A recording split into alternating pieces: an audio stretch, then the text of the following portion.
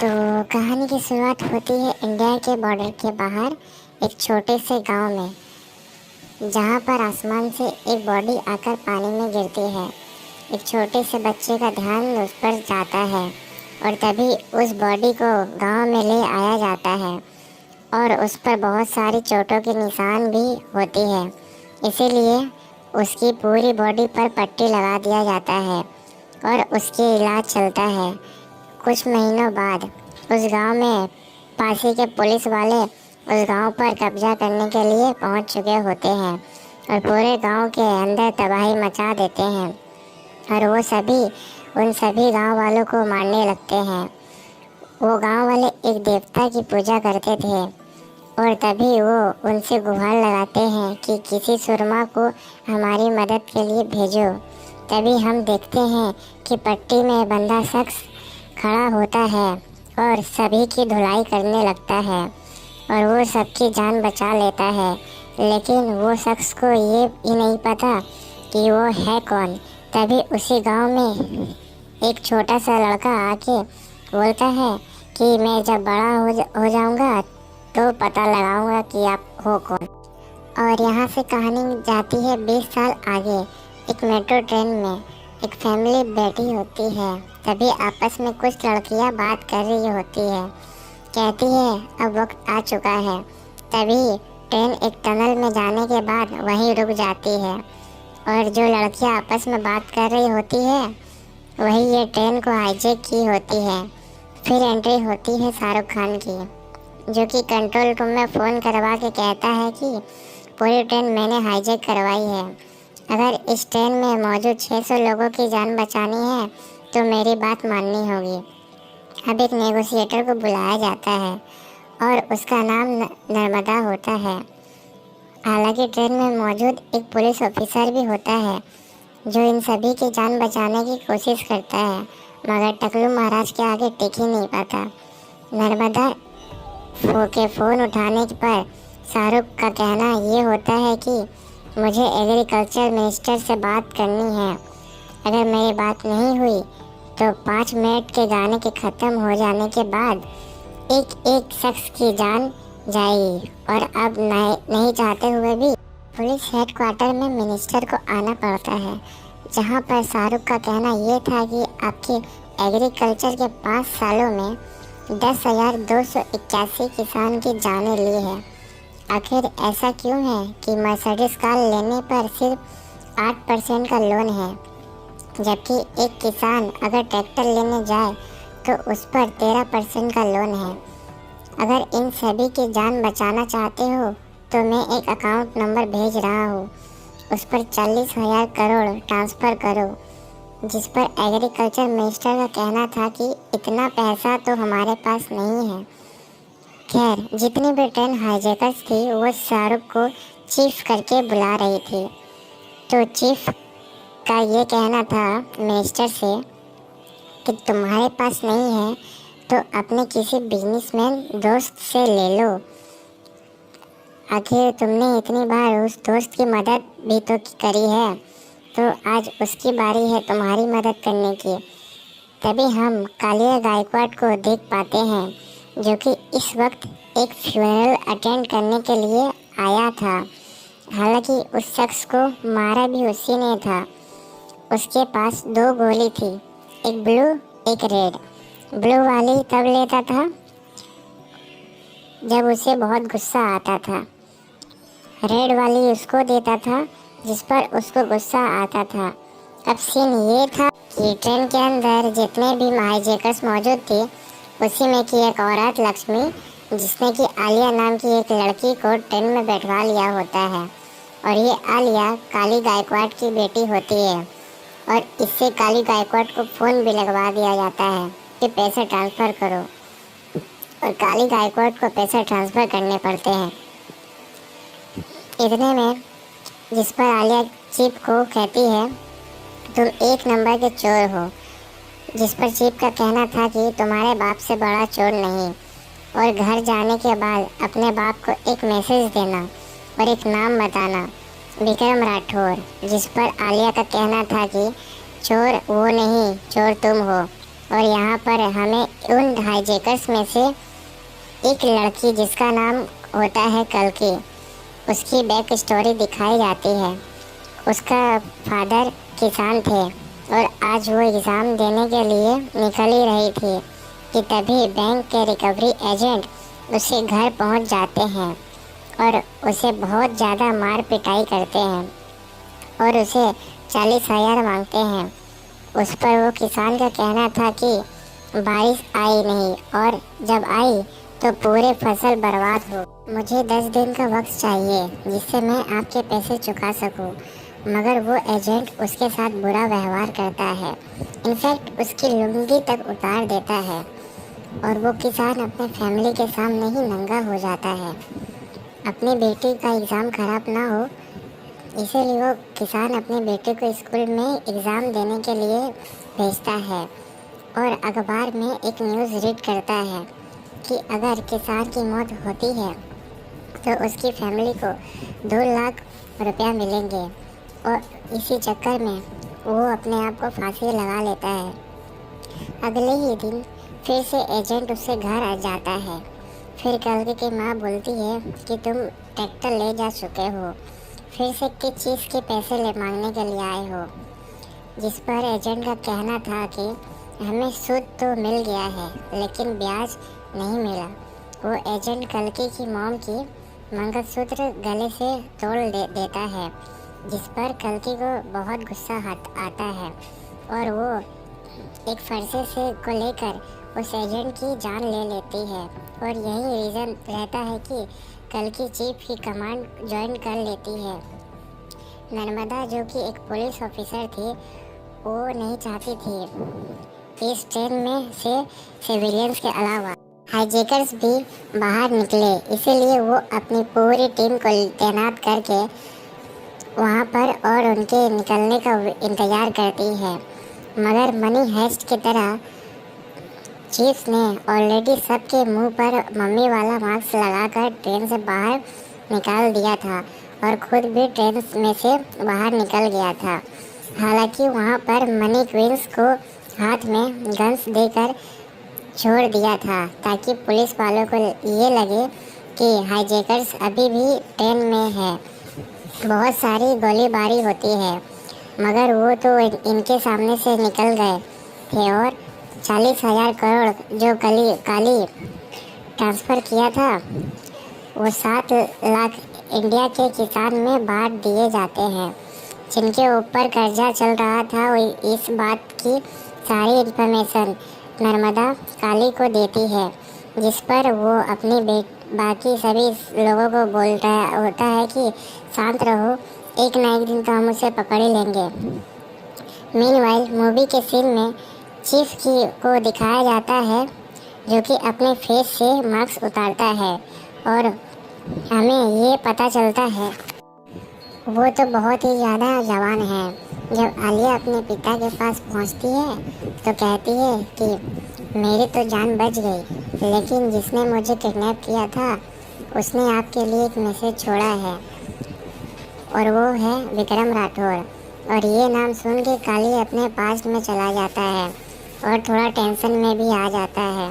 वही हम दूसरी तरफ देखते हैं चीफ को, जो कि इस वक्त बेलनवाड़ा महिला पुलिस थाने में पुलिस इंस्पेक्टर है और इनके थाने को वर्ल्ड वाइड सोशल वर्क अच्छे करने के लिए एक इनाम भी मिलता है, जहां पर जेल में रह रही महिलाओं ने बच्चों के लिए स्कूल का ड्रेस और हैंडीकैप बच्चों के लिए लिम्स बनाया करती थी। लिम्स के मतलब होता है नकली हाथ पैर। और उसके बाद मूवी में गाना आता है। उसके बाद आते हैं मूवी के स्टोरी लाइन में। चीफ की एक मुँह बोली माँ भी होती है जिनका नाम होता है कावेरी अम्मा, और वो चीफ को आज़ाद कहकर बुलाती है और कहती है अब तो बहुत ज़्यादा टाइम हो गया है, तुम्हें अब शादी कर लेनी चाहिए और हर बार की तरह तुम इस लड़की को रिजेक्ट नहीं करोगे। तभी हमें एक बच्ची को दिखाया जाता है जो 6 से 7 साल की होती है और वो कहती है कि मैं एक अपने लिए पापा ढूंढ रही हूँ।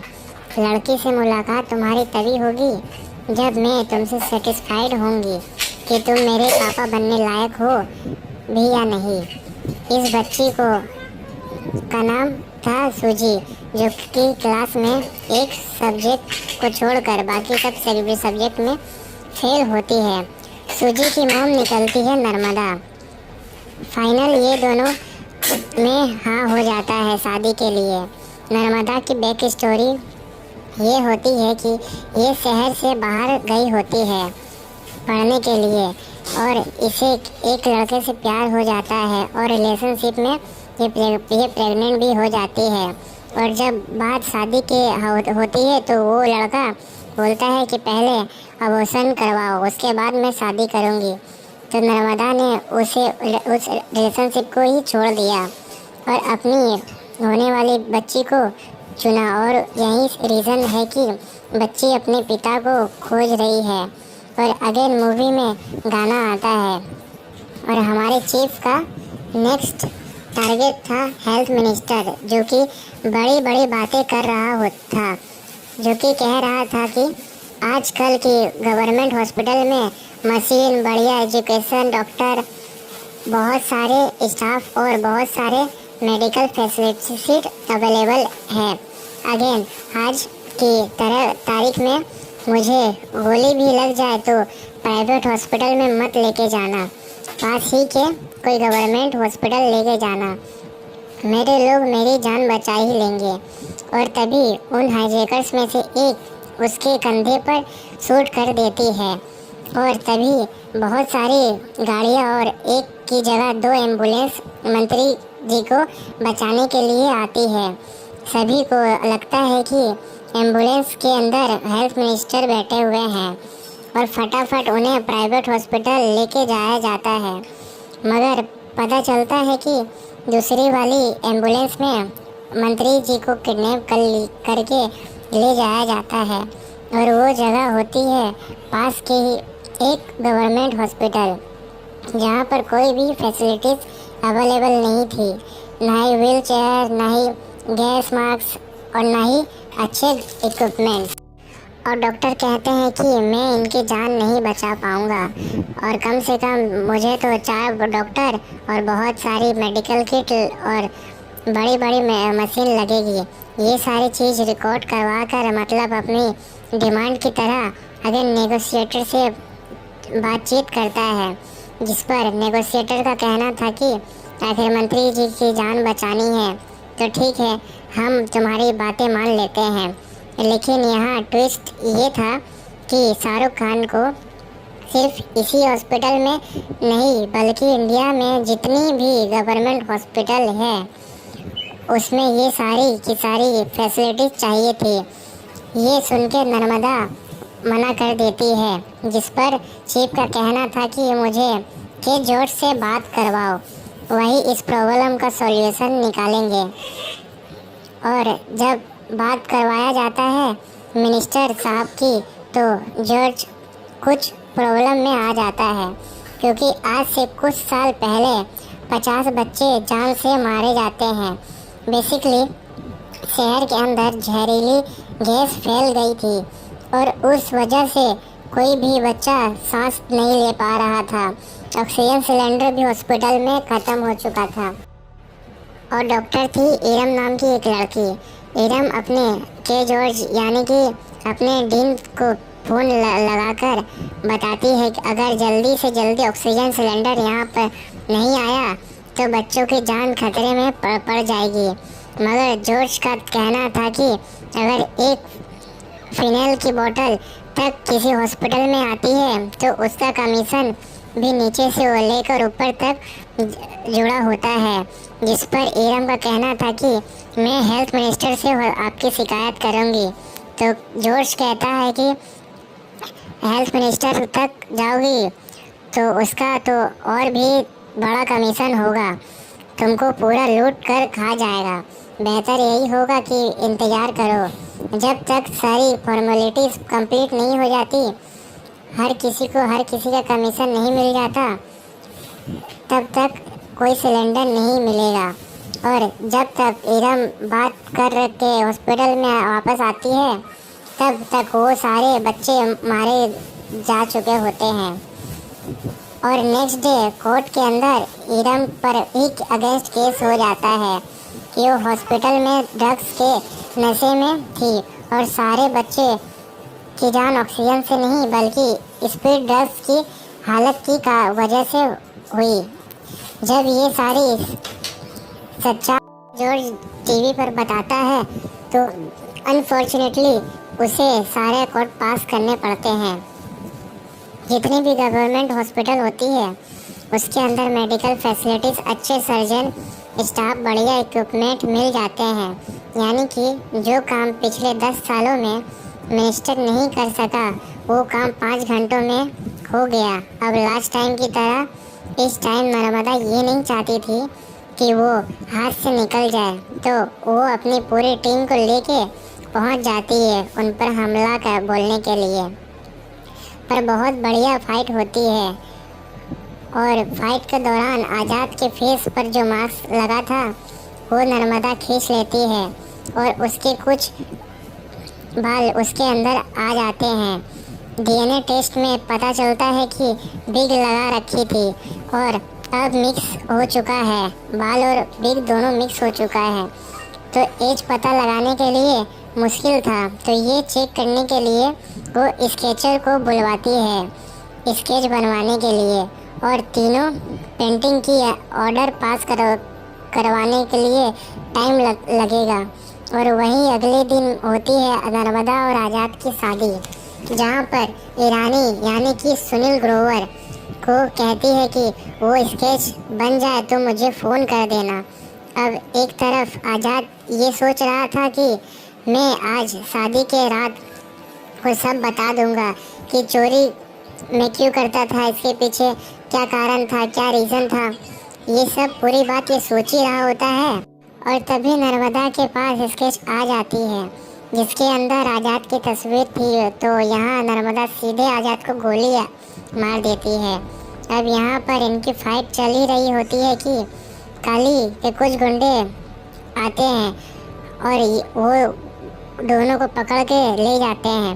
दोनों की खूब पिटाई होती है। जो काली का भाई होता है वो ये बोलता है पति जो है वो प्लानिंग बना के पैसे निकलवाने का काम करता है और पत्नी जो है पैसे निकलवा कर देती है और इन्हें छुड़वा भी लेती है। तो अब दोनों कूटेंगे और फिर होती है grand entry of Shahrukh Khan old version की, जो कि होते हैं विक्रम राठौर। वही सीन शिफ्ट होता है कालिया गायकवाड़ के तरफ। इस वक्त वो एक आम डीलर है, बड़े डील के चलते एक दूसरे आम डीलर के साथ डील कर लेता है और ये डील छोटी मोटी नहीं होती, करोड़ों की डील होती है। खैर अब जहाँ विक्रम राठौर अपने बेटे को बचा कर ले जाता है वहीं नर्मदा पुलिस टीम में वापस आ जाती है और सभी को ये बताती है कि ये सभी चोरी के पीछे विक्रम राठौर और आज़ाद राठौर का मिलकर हाथ है और इनकी 6 लड़कियों की टीम है, वो जेल के अंदर ही है और मैंने उनके फेस भी देख लिए हैं और मैं जान गई हूँ वो कौन कौन है। मगर विक्रम की लोकेशन निकलवाने के लिए मुझे उन लड़कियों से बात करनी होगी, इसलिए सुनील ग्रोवर उसके कॉलर पर एक माइक लगवा कर उसे भेज देता है उन लड़कियों के पास। अब नर्मदा उन सभी लड़कियों के बीच आकर ये कहती है कि आज़ाद एक अच्छा इंसान नहीं है बल्कि एक चोर है, एक लुटेरा है, उसने मेरे साथ धोखा किया है और अब मुझे भी जेल में दिया गया है और अब वो तुम्हारा भी यूज़ कर रहा है और तुम्हें भी एक दिन ख़त्म कर दिया जाएगा। पर लक्ष्मी बताती है ऐसा नहीं है और यहाँ से कहानी पास्ट में चल जाती है। अब हम विक्रम राठौर की पास्ट की स्टोरी देख पाते हैं। जो विक्रम राठौर है ये एक स्पेशल ऑफिसर है कमांडर के टीम के और इन्हें प्यार हो जाता है दीपिका पादुकोण से यानी कि ऐश्वर्या से। इनकी कमांडर से ये खबर आता है कि इनके पास ही के टेररिस्ट ग्रुप ने हमारे 40 जवान की ऐसी तैसी कर दी है। उनमें से 32 जान से मारे गए हैं, 2 को घायल कर दिया गया है, 6 को किडनैप कर लिया गया है और वो टेररिस्ट के पास 6 जवान के अलावा और भी सिविलियंस किडनैप हैं। अब विक्रम राठौर कमांडर को कमांड देते हैं अपनी अग्नि ग्रुप, वो लोग की एक अग्नि ग्रुप होती है, उसको ऑर्डर देते हैं कि जाओ जाके इन्हें बचा कर लेकर आओ। अब ये लोग जाते हैं अपनी गन्स लेके। स्टार्टिंग में तो गन्स अच्छे से काम करती है और फाइट के बीच में गन्स में प्रॉब्लम आ जाती है जिनसे ये लोग परेशान हो जाते हैं, लेकिन इनकी फाइटिंग स्किल्स अच्छे होने के कारण ये फाइट को जाते हैं और वो सभी को बचा कर ले आते हैं। इस मिशन को कंप्लीट करने के बाद जब मेडल्स मिलता है तो विक्रम राठौर का कहना था कि मेडल तो मुझे मिल गया है, लेकिन ये मुझे बहुत भारी लग रहा है क्योंकि इन मेडल्स के पीछे हमारे बहुत सारे सोल्जर की जान गई है और रीज़न ये नहीं था कि उनकी ट्रेनिंग कंप्लीट नहीं हुई थी। रीज़न ये था कि गन्स हमने यूज़ की थी जो कि MI3 के नाम से थी, वो सारी की सारी गन्स बेकार थी, फाइट के दौरान चल ही नहीं रही थी। तो कमांडर जांच करते हैं कि ये वाली गन्स किससे आई है, तो पता चलता है कि काली ने ये गन्स इन्हें सप्लाई किया था। तो एक केस चलता है जहाँ पर ये दोनों ग्रुप आर्म्स डीलर काली और स्पेशल ऑफिसर विक्रम राठौर आमने सामने बैठे होते हैं। विक्रम का कहना था तो तुम्हारी गन चलती नहीं है, वहीं काली को कहना था कि तुमको गन चलानी नहीं आती है, मैं अपने ऑफिसर भेज दूंगा और वो तुमको गन चलानी सिखा देंगी, बाकी जिनकी जान गई है उनके पैसे मैं दे दूंगा, डील करते हो। तो आता है विक्रम को गुस्सा, तो वो कहता है कि तुम्हारा कहना क्या है कि गन्स चल रही नहीं है, चलो तुम बताओ इसका प्रोसेस क्या है। मैगज़ीन डालते हैं, फिर सेफ्टी पिन ओपन करते हैं, उसके बाद इन करते हैं और फिर शूट कर देते हैं, राइट। तो काली बोलता है एकदम सही किया और फिर विक्रम निशाने बदलकर काली गायकवाड के तरफ कर देता है और यहाँ भी गन्स काम नहीं करती, जिस पर जज को ये ऑर्डर देना पड़ता है कि काली की जितने भी कॉन्टैक्ट हमने लिया है वो होल्ड पर डाल दी जाएगी और जितनी भी गन्स बनी हैं अभी तक उनको टेस्टिंग किया जाएगा और अगर ख़राब निकलती है और उनको बैन करेंगे और काली को जेल में डालेंगे। रात को जब विक्रम राठौर अपने घर जाते हैं तो ऐश्वर्या के साथ अपनी मोमेंट स्पेंड करने वाले होते हैं, तभी कुछ गुंडे आकर पहले तो उनके कुत्ते को मार देते हैं और फिर उन दोनों पर हमला कर देता है। वो गुंडा काली ही होता है। उसका कहना था कि तू मुझ पर केस करेगा, अब मैं तुझे ऊपर का रास्ता दिखाता हूँ। होता ये है विक्रम को ये लोग अपने साथ ले जाते हैं और पीछे बचती है ऐश्वर्या। उसके घर पर 3 पुलिस वाले भेज दिए जाते हैं और ये बताते हैं कि तुम्हारा पति देशद्रोही है, उसके घर से ड्रग्स, बहुत सारे पैसे और गैस निकलती है, उससे तो सज़ा मिलेगी ही मिलेगी। अगर तुम सज़ा से बचना चाहती हो तो डॉक्यूमेंट पर साइन कर दो। मगर ऐश्वर्या इस बात को जानती है कि विक्रम ने कोई गलती नहीं की और वो उन तीनों को ही जान से मार देती है और इसी चक्कर में उसे जेल हो जाती है। जेल होने के बाद उसे फांसी की सज़ा हो जाती है। तब ये पता चलता है कि वो प्रेग्नेंट है। इंडियन लॉ के अकॉर्डिंग अगर कोई फांसी से पहले प्रेग्नेंट है तो उसे रियायत मिलती है कि उसका बच्चा जब तक 5 साल का नहीं हो जाता तब तक उसे फांसी नहीं होगी। उससे मिलने काली गायकवाड भी आता है और यहाँ पर ये दोनों की बातचीत होती है। तभी काली बताता है जब फांसी देते हैं तो जीभ बाहर आ जाती है, आंखें बाहर आ जाते हैं। ऐश्वर्या पूछती है कि विक्रम कहाँ है। अब यहाँ विक्रम को भी देख पाते हैं। काली ने ऑलमोस्ट विक्रम को मार पीट कर ख़त्म करने लायक छोड़ दिया होता है और एंड में सीन में 5 गोली ठोक कर वो उसे प्लेन से फेंक देता है। यानी कि ये वही स्टार्टिंग वाला सीन होता है जहाँ पर एक लाश गांव में आकर गिरी थी। यहाँ जेल के 5 साल में क्या क्या होता है, वो पहले डिलीवरी करके एक बच्चा पैदा करती है, उसके नाम वो आज़ाद रखती है। वो आज़ाद पूरी जेल के अंदर घूमता फिरता रहता है। जेल के लोग ही उसका परिवार बन जाते हैं।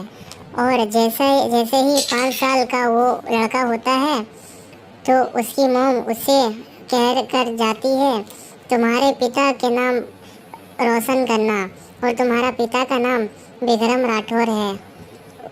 उन्हें देशद्रोही का दाग लगाया गया है और तुम्हें इस दाग को हटाना है, और ये मेरा आखिरी अलविदा है। और अब से मेरे बाद तुम्हारी ख्याल कावेरी अम्मा रखेगी। और ये कहकर वो चली जाती है, जिसके बाद ऐश्वर्या को फांसी दे दी जाती है और वो भी आज़ाद के सामने।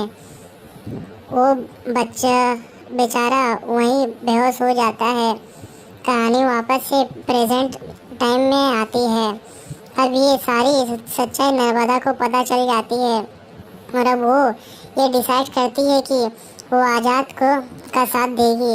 मगर ईरानी जो कि उसके पुलिस टीम के साथ में था, वो बोलता है मैं तुम्हारे लिए काम नहीं करता, मैं तो काली गायकवाड के लिए काम करता हूँ और अब तुम सब मरोगे। और अब इन सभी के बीच में फाइट होने लगती है। तभी यहाँ पर आज़ाद पहुँच जाता है और वो नर्मदा को बचाने में कामयाब तो हो जाता है, लेकिन फाइट के दौरान लक्ष्मी की डेथ हो जाती है। अब ये 6 लड़की की टीम 5 में बदल जाती है, जहाँ पर नर्मदा कहती है कि तुम्हारी 6 की टीम 6 ही रहेगी क्योंकि अब मैं तुम्हारे साथ हूँ।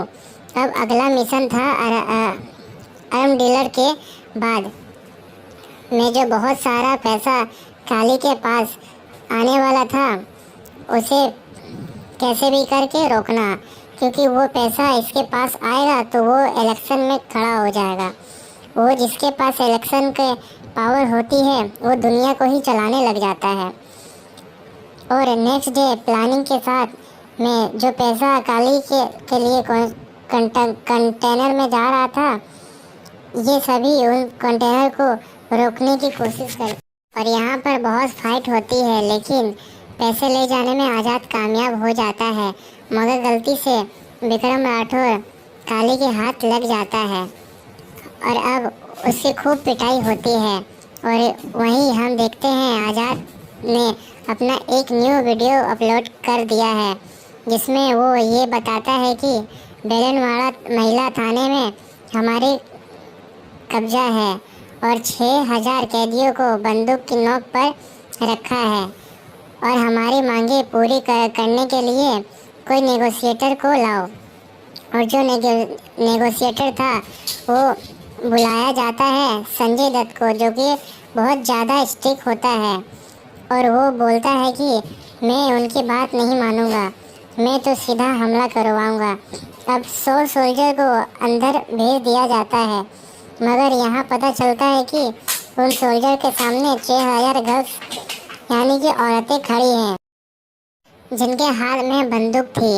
और अब नहीं चाहते हुए भी संजय दत्त को आज़ाद की बात माननी पड़ती है, जिसमें आज़ाद का कहना ये था कि एक तरफ काली का पैसा जा रहा था, उसी तरफ वोटिंग मशीन भी जा रही थी।